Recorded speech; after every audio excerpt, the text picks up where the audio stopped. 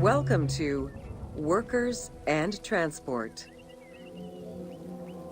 Whether workers were employed for the pyramid construction or at the quarries, the government supplied food and housing.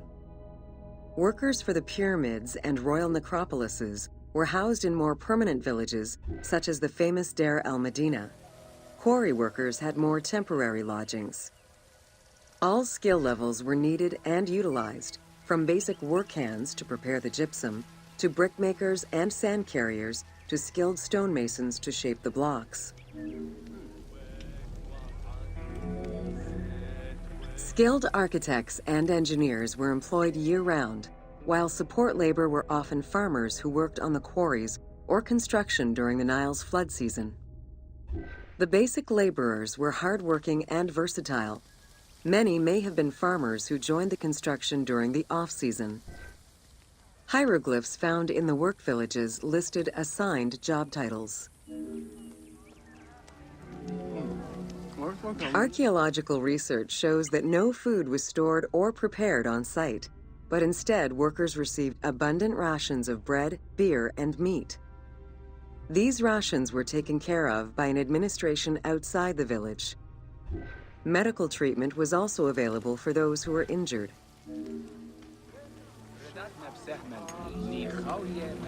While some quarries were close to the Nile, others were located across the desert and required long expeditions.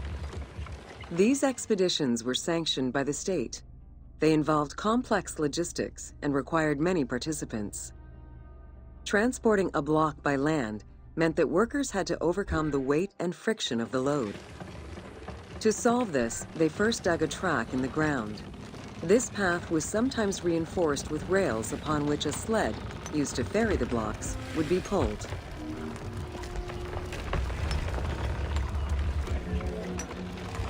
Whenever possible, blocks were toppled from a higher elevation onto the sled. Workers then poured water onto the clay at the front of the sled, creating a slick surface to more easily move the load. It wasn't until the New Kingdom that animals were used to tow the burden.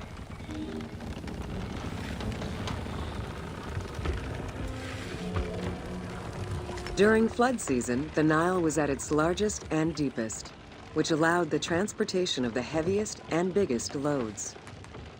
Quarries close to the river had troughs dug out to deliver the stones to the shoreline.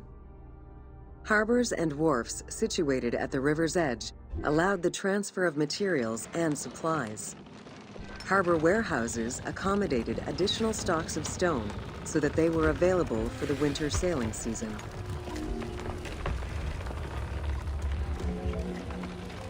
The Uwadi el-Jarf papyri detail a limestone load intended for the Khufu pyramid that weighed in at 70 to 80 tons, or 30 blocks.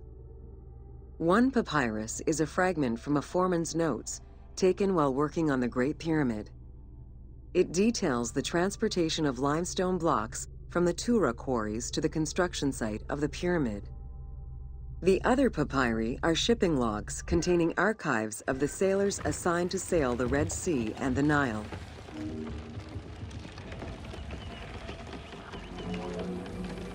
Stone cargo generally weighed 15 tons per boat, amounting to roughly 6 or 7 blocks per trip. For heavier loads such as obelisks, monolithic pillars, or gigantic statues, larger boats were used. These transports are the ones typically showcased on temple walls.